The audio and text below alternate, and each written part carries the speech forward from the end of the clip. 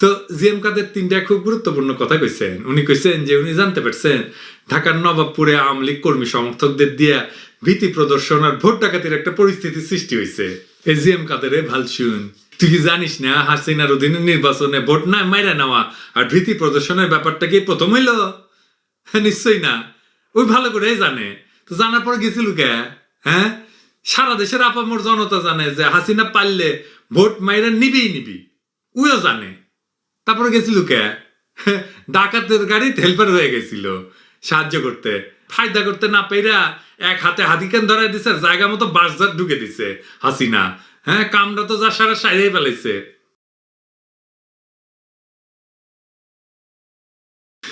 কাটাল রানী কাছে যে ৭৫-এর পরে এই প্রথম ২০২৪ সালের নির্বাচন সবচেয়ে অবাধ আর সুষ্ঠু হয়েছে। আমার কথা বিশ্বাস করার দরকার নাই, ওর নিজের মুখেতেই শোনেন। সেই নির্বাচন হতে দেবে না, হম্বি তম্বি গেল কোথায়? ৭ জানুয়ারি নির্বাচন হয়েছে। আমার মনে হয় যে সেই ৭৫ পর থেকে যত নির্বাচন আমরা দেখেছি তার মধ্যে সব থেকে সুশৃঙ্খল এবং অবাধ নিরপেক্ষ সুষ্ঠু জনগণের স্বতঃস্ফূর্ত অংশগ্রহণের মধ্য দিয়ে এই ৭ জানুয়ারির নির্বাচন অনুষ্ঠিত হয়েছে। আচ্ছা, আমি মুরব্বীদের কই, আপনারাই বলেন এরশাদ পড়ার পরে ১৯৯১ সালের নির্বাচন অবাধ সুষ্ঠু হয় নাই তত্ত্বাবধায়ক সরকারের অধীনে, জাস্টিস শাহাবুদ্দিনের অধীনে। তারপরে ১৯৯৬ সালে ওই হাসিনা নিজেই জিতছিল। তারপরে ২০০১-এর নির্বাচনে, তারপরে ২০০৮-এর নির্বাচনে যেখানে হাসিনা জিতেছিল, এটা অবাধ নিরপেক্ষ হয় নাই। লোকজন উৎসব কইরা ভোট দিতে যায় নাই। আজকালকার চ্যাংরা প্যাংরারা সেই ভোট উৎসবের তো খবরই জানে না, তাই না? মানুষ ইনকাম মিশা কথা কইতে পারে। তার মানে ওই করছে যে ১৯৯৬ সালে আর ২০০৮ সালের নির্বাচনে যেটি ওই জিতেছিল সেটাও অবাধ নিরপেক্ষ হয় নাই। তার মানে ওই কারচুপি করে নির্বাচনে ক্ষমতা চাইছে। আবার দেখেন হাততালি দিচ্ছে সামনে থেকে, সামনে কারা বৈশা হাততালি দিচ্ছে। এগুলো ছবি দিয়েন তো, এগুলো সারদা একাডেমির ঘোড়া দিয়ে হবে। এইটা সে ঘোড়ার সাউন্ড দেন। যাই হোক, তাও ঘোড়াগুলো ওদের চাইবি কিনা আমি জানি না। যাই হোক, ওর বাপ আরে হইছে, ওর বাপ হইছে আরে কি বালটা জানে, ওই যে আরে দূর ওই যে সোহরাওয়ার্দীর বডিগার্ড ছিল, মুজিব, নাম মনে থাকে না। ওর সময়, ওর নির্বাচনের সময় কি হয় নাই, কাটাল রানীর এক মাস্টার ছিল আনিসুজ্জামান, ওরে ইন্ডিয়া আবার পদ্মভূষণ দিছিল, বুঝছেন? দেখেন কাটাল রানী কান্দের চাদর ঠিক করে দিচ্ছে। কাটাল রানী মনে নকল টকল সাপ্লাই দিছিল, তাই এত খাতির। আচ্ছা, আঙ্কেরের কথা তুই মানবি না, তাই না? তোর মাস্টারের কথা তো মানবি, তাই না? মানা উচিত তো, তাই না? আচ্ছা, তো উই মানে ওর মাস্টার একটা বই লিখেছিল, বড় মোটা বই, বিপুলা পৃথিবী নাম। ওর নিজের শৈল করলে বিপুল, মাশাআল্লাহ। যাই হোক, তো ১৯৭৩ সালে ওই চিটাগাং ইউনিভার্সিটির মাস্টার ছিল, তো ওই গেছে ভোট দিবে লেগে। তো স্বাধীন দেশ লিখিচ্ছে, দেখেন এডিটর সাহেব দেখান, আমি তো আর মুখস্থ কভার পাবো না, দেখান পাশে আমি কি লেখা আছে সেটা করার চেষ্টা করি। তো জাতীয় সংসদ নির্বাচন হচ্ছে ৭ই মার্চ। তো স্বাধীন দেশে প্রথম নির্বাচন। তো ক্যাম্পাসের কাছে আবার ভোটের কেন্দ্র, বিপুল উৎসাহ নিয়ে সবাই ভোট দিতে যাচ্ছে। ২ গাড়ি ভইরা ওই তার সহকর্মীদের সাথে ভোট কেন্দ্রে গেছেন। সাথে তার ভাইস চ্যান্সেলর আছে, অধ্যাপক ইন্নাস আলী, রেজিস্ট্রার মোহাম্মদ খলিলুর রহমান, ইংরেজি বিভাগের অধ্যক্ষ মোহাম্মদ আলী, সকলে অত্যন্ত গুরুত্বপূর্ণ ব্যক্তি আর কি, সম্মানিত শিক্ষক, সবাই চেনে। হ্যাঁ, এবং সবাই পরিচিত আর কি, সবাই জানে, পরিচিত মুখ। সকলের মনের মধ্যে প্রচন্ড উৎসাহ। হ্যাঁ, আর ইউনিভার্সিটির পাশেই কলে ভোট কেন্দ্র, উঠে যাচ্ছে। তো ভোট কেন্দ্র পৌঁছে এই সমস্ত উৎসাহ দপ করে নিভে গেল, কারণ তাদের সকলেরই ভোট দেওয়া হয়ে গেছে। মানে এই অধ্যাপক আনিসুজ্জামান সরকারকে ভোট দিত, নৌকাতে ভোট দিত, কিন্তু অন্যরাও তাই দিত। তো উৎসাহী রাজনৈতিক কর্মীরা, এই আওয়ামী লীগের কর্মীরা এই আশায় ভর করে নিশ্চুপ থাকতে চায়নি, সে লিখিচ্ছে, বুঝছাও? তোর বাপের আমলে ক্যাঙ্কার নির্বাচন হয়েছিল, দেখলেন তো। এই যে রাশেদ খান মেনন এখন হাসিনার লেসপেন্সার হয়েছে, ওই তখন ন্যাপ করেছিল, বাবুগঞ্জে দাঁড়াইছিল। মেননের প্রতিদ্বন্দ্বী ছিল সার্জেন্ট ফজলুল হক, নিজে হাইরে যায় রাশেদ খান মেননকে অভিনন্দন জানাইছিল, মেননকে ফুলের মালা দিছিল। হ্যাঁ, পরদিন টিভি ঘোষণায় জানা গেল যে মেনন পরাজিত হয়েছে। এরকম অসংখ্য সিটে বেসরকারিভাবে বিজয়ী ঘোষণা করা হইলেও পরে দেখা যায় নৌকাই জিতেছে। নৌকা জিতবে এবার, নৌকা আগেও জিতেছিল নৌকা আর কি। যেখানে ভোটে হারা যাচ্ছিল সেই ভোট কেন্দ্রে হেলিকপ্টার পাঠিয়েছে শেখ মুজিব।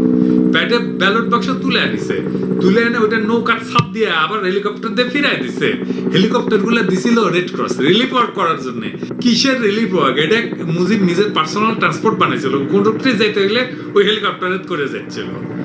আর ইলেকশনে তো এই কাম লাগিছে। হাসিনা কি কওয়া যায় কোন? ওই রাতে তাহাজ্জুদ পড়ে, আর রাতে নিদ ভাঙলে নাকি ওই যায় নামাজ খুঁজে, আর ক্যাঙ্কা করে মিশা কথা কয়। দেখেন হাঙ্কারে বগুড়াতে একটা শ্লোক আছে, আল্লাহ আল্লাহ করাই সার, নবী নাই ঘরে, সোনার টুপি মাথা দিয়া বেগুন চুরি করে।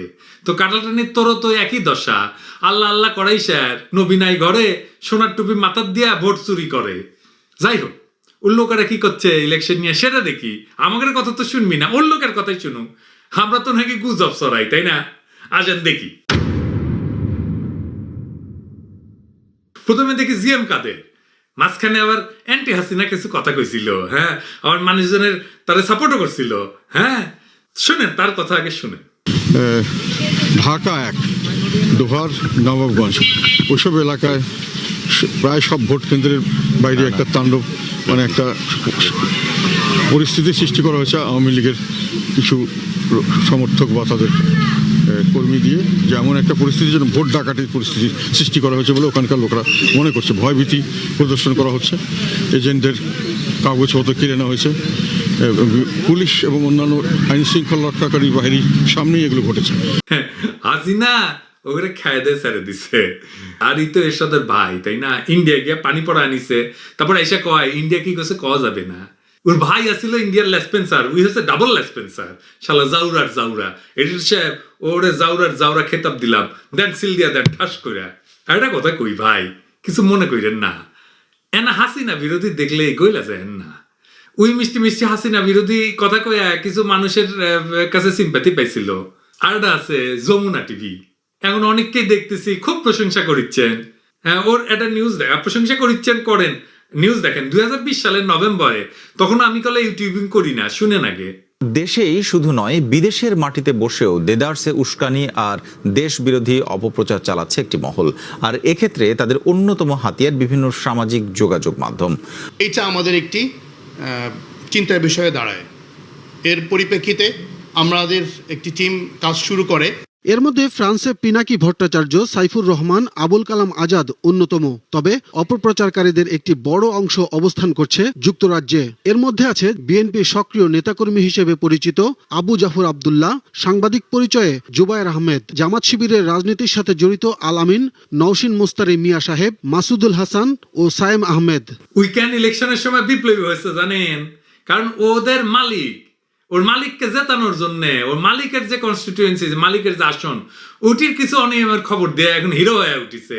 হ্যাঁ, ওর মালিক ক্যান্ডিডেট না হইলে ওর হিরোগিনি কুটিয়ে যাইতো, বিপ্লবীপনা কুটি যাইতো, দেখলেন এনি যমুনা টিভি আর একটা জাউরার জাউরা। হ্যাঁ, আমি কলে ভুলি না, হ্যাঁ, সবকিছু রেকর্ড আছে। এইটা সাহেব ওরা একটা সিল দিয়া দেন, জাউরার জাউরা। শালা যেদিন দেশে ফিরমু না, প্রত্যেকটা ধৈরা সারদা একাডেমির ঘোড়া দিয়ে তোদের মনে থাকে জানো, তোর মালিকও বাদ যাবি না। আমার ক্ষুদ্র ভ্রাতা আর ভগিনীরা এবার কমেন্ট বক্সে লিখবেন এ পর্যন্ত কয়জন জাউরার জাউরা উপাধি পাইছে। হ্যাঁ, আবার দেখেন সোনাগাজীর হাজী রহমতুল্লাহ, ওর সোনা লাল করে দিচ্ছে, কি কয় শুনেন। 5,000 বহিরাগত সন্ত্রাসী ঢুকেছে, প্রত্যেকটি কেন্দ্রে 30 জন 40 জন করে সন্ত্রাসীরা এসে ভোট ডাকাতি করেছে। সকল এজেন্টকে মারি ধরে বাইর করে দিয়েছে। কার স্টাইল আর কার কি আমি বলতে চাই না, কে বা কাহারা করছে এই সোনাগাজী দাগামুনিয়ার মানুষে জানে, ওরাই দেখেছে ফলাফল কার পক্ষে কি হতো সেটা তোরা দেখেছি। হাজী রহিমুল্লাহ করছে যে ওর নির্বাচন এলাকা প্রত্যেকটা কেন্দ্রে 30-40 জন করে লোক ঢুকে ভোট ডাকাতি করিছে। আর এটা নিয়ে উনি প্রেমে ছাকা খাওয়া প্রেমিকার মতো ভারাক্রান্ত মনে আবেগ ঝাড়তেছে। এই পাতানা নির্বাচনে যাওয়ার আগে যদি বিবেক দিয়ে চিন্তা করতো, আর হাসিনার মতো খানদান একটা ভোট চোর, ওর বাপও ভোট চোর ছিল, উইও ভোট চোর, 2 জেনারেশনের ভোট চোর, ওর অধীনে নির্বাচন করতে যাচ্ছে, ও বুঝবে না কি হবে, আবেগে কাইন্দে দিছে আর কি। হ্যাঁ, ওই মুজিবের মাইয়া, ও মুজিবের মান রাখবি না, মুজিবও ভোট মারিছিল, ভোট চুরি করেছিল, ও করবি। খুব মজা পেয়ে গেছিল না, জিভে লক লকায় পানি আসছিল। হ্যাঁ, যদি লাইগা যায়, তাই না? আহাম্মক, চালা আহাম্মক নাম্বার 9 ওইটা।